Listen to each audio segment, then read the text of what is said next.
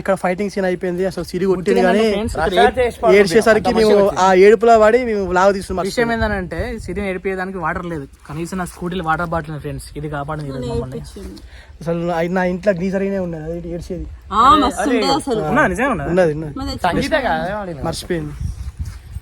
నా బండి ఈ రకంగా ఉపయోగపడతాను ఫ్రెండ్స్ స్టఫ్ కు. ఓకే ఫ్రెండ్స్, ఇక్కడ మరికాడ అయిపోయింది, మళ్ళీ ఇంటికాడ వెళ్తాం. Bye friends.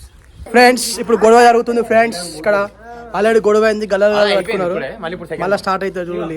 ఇక ఆవురా కొడతా నువ్వు